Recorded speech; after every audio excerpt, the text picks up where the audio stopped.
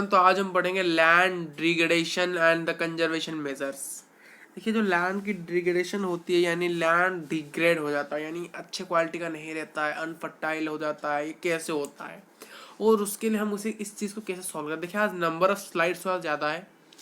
क्यों ज़्यादा है? क्योंकि आज हमने ज़्यादा सारी चीज़ों को टाइप्ड नहीं किया, आप ले फ्लो चार्ट्स बना लिए हैं।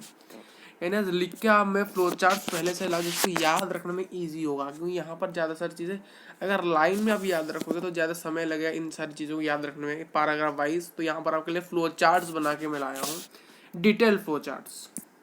देखिए लैंड को हमें यहाँ पर एक चीज़ लिखा है कि लैंड को हमें सेव करना चाहिए हमारे फ्यूचर जनरेशन के लिए। क्यों करना चाहिए? क्योंकि पास्ट जनरेशन ने भी हमारे लिए लैंड को सेव ही किया था, नहीं तो आज हमारे जगह नहीं रहता कि हम कहाँ रहते। इसीलिए हमें हमारे लैंड को सेव करना चाहिए था फ्यूचर जनरेशन के। जिस प्रकार से पास्ट जनरेशन के लोगों ने हमारे लिए अपने लैंड को सेव किया था, वैसे ही देखिए जो 90% ऑफ लैंड को हम बेसिक्स नीड्स के लिए यूज़ करते हैं। कैसे?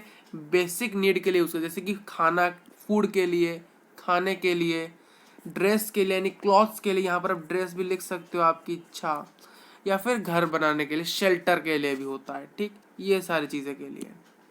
देखिए जो ह्यूमन एक्टिविटीज़ होती है, जो ह्यूमन एक्टिविटीज़ के कारण ही लैंड डिग्रेडेशन होती है।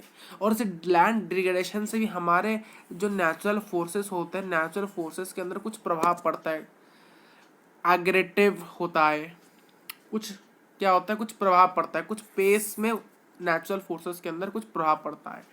इस प्रभाव के कारण ही हमारा लैंड डैमेज होता है। यानी ह्यूमन एक्टिविटी से क्या होता है? Land degradation. और क्या होता है?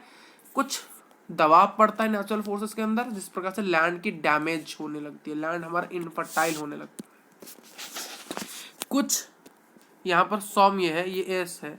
कुछ ह्यूमन एक्टिविटीज जो कि हमारे लैंड को डिग्रेड कर, जैसे कि डिफॉरेस्टेशन हो गया, पेड़ को काटना हो गया, ओवर ग्रेजिंग यानी जो कैटल्स है उनकी पॉपुलेशन क्या है? बढ़ती जा रही है। बढ़ने के कारण ग्रेजिंग ग्राउंड ज़्यादा हमें चाहिए, और इस ग्रेजिंग ग्राउंड ज़्यादा होने के लिए ओवर ग्रेजिंग हो रहा है एक जगह में।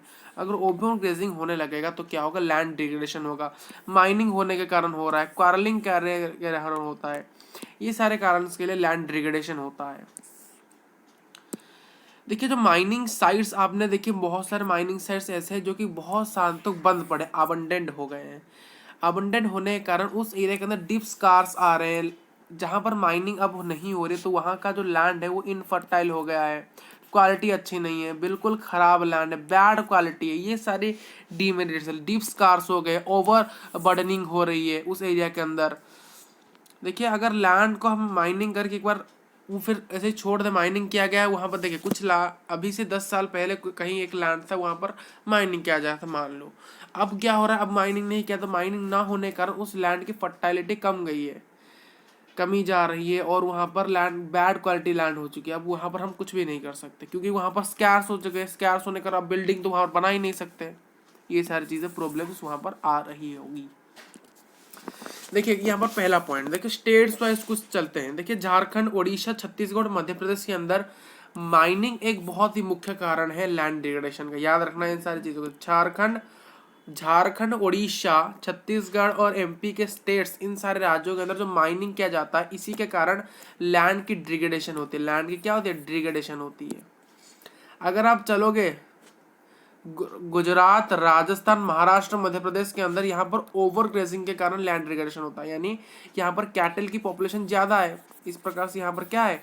जो कैटल पॉपुलेशन यहाँ पर है वो ज़्यादा है। इसके कारण क्या होता है? कैटल पॉपुलेशन ज़्यादा होने के कारण ग्रेजिंग ग्राउंड हमें ज़्यादा होती है, और धीरे धीरे ज़्यादा ग्रेजिंग ग्राउंड ना होने के कारण एक ही प्लेस के अंदर हम ओवर ग्रेज कर लेते हैं, जिस वजह से असुविधा आने लगती है। जैसे कि गुजरात, राजस्थान और मध्य प्रदेश और महाराष्ट्र वगैरह एरिया में ओवर ग्रेजिंग ही लैंड डिग्रेडेशन का कारण है। पंजाब, हरियाणा और वेस्टर्न यूपी में ओवर इरिगेशन का कारण है। यानी यहाँ पर ज़्यादा पानी देना खेत के अंदर हानिकारक होता है, जिस प्रकार से लैंड की फर्टिलिटी उससे क्या हो रही है? बैड क्वालिटी के अंदर हो रही है। देखिए ओवर इरिगेशन के कारण यहाँ पर एक चीज़ समझिए पूरा फ्लो चार्ट को। देखिए ओवर इरिगेशन के कारण लैंड डिग्रेडेशन हो रहा है। ये लैंड डिग्रेडेशन के कारण क्या हो रहा है? वाटर लॉगिंग हो रही है। और वाटर लॉगिंग के कारण सालिनिटी एंड अल्कानिटी, सालिनिटी यानी सॉल्ट का मात्रा और अल्कानिटी यानी बेस, बेस अल्कालिनिटी यानी बेस, बेस आपने पढ़ा होगा एसिड बेस एंड सॉल्ट्स के अंदर अल्कालिनिटी और सॉलिनिटी बढ़ती जा रही है सॉइल के कारण। क्यों? देखिए सिर्फ लैंड को यहाँ पर देखिए ओवर इरिगेशन के कारण सिर्फ लैंड को प्रभाव नहीं पड़ रहा है, यहाँ पर सॉइल पोल्यूशन भी हो रहा है।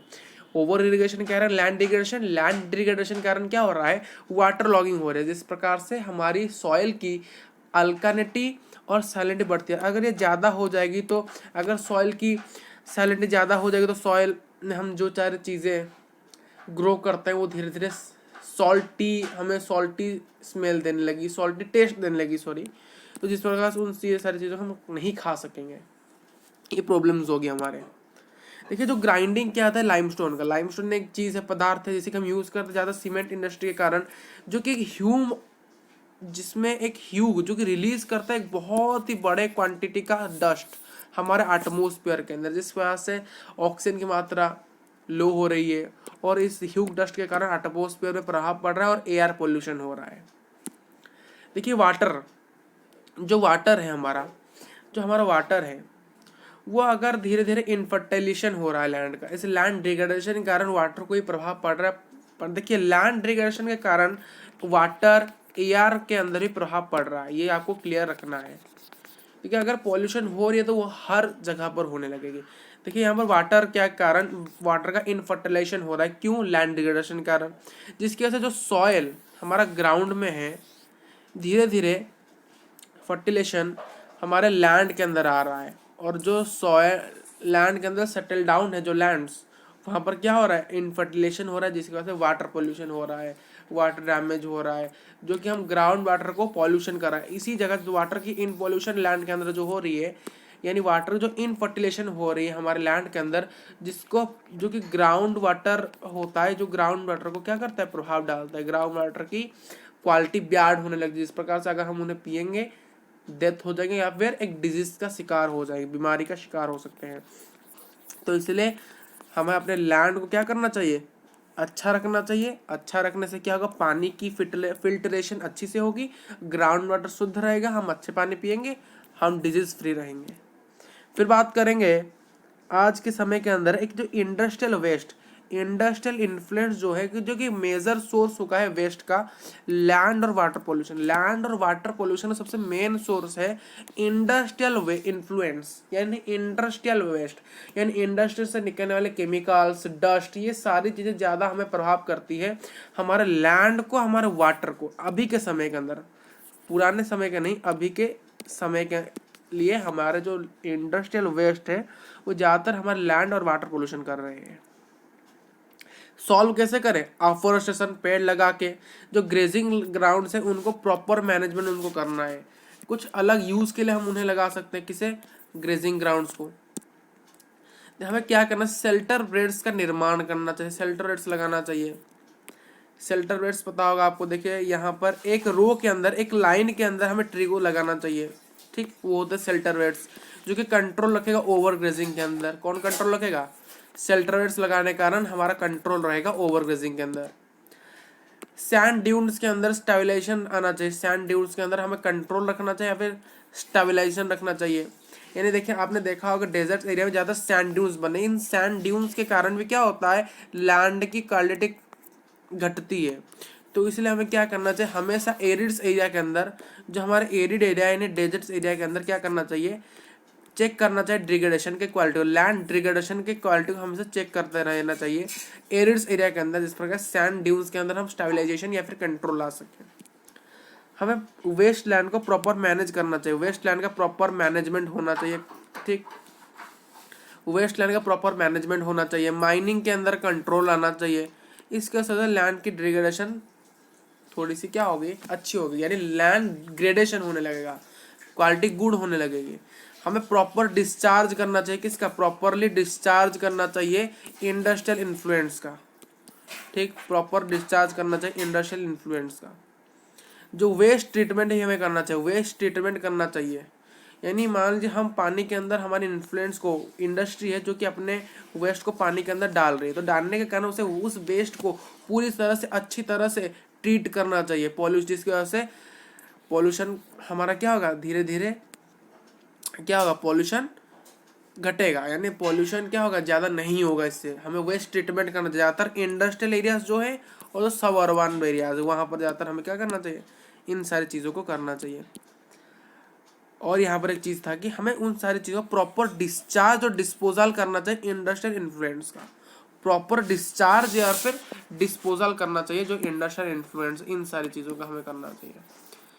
ये तो हमने बता दिया आपको, ये भी बता दिया, अभी ये भी बता दिया कि वेस्टलैंड का ट्रीटमेंट करना, जैसे पॉल्यूशन क्या होगा, धीरे धीरे डिक्रीज होगा। नेक्स्ट क्लास में क्या पढ़ेंगे, soil as a resources, soil एक रिसोर्सेज है और उसकी क्लासिफिकेशन के बारे में पढ़ेंगे। और क्या पढ़ेंगे, और तब तक के लिए मिलेंगे एक और नई वीडियो के अंदर। तो हम थैंक यू कर लेते हैं यहाँ पर, आज का लेक्चर यहीं पर ख़त्म करेंगे। तो मिलेंगे एक और नए क्लास के अंदर। तो thank you and subscribe the channel.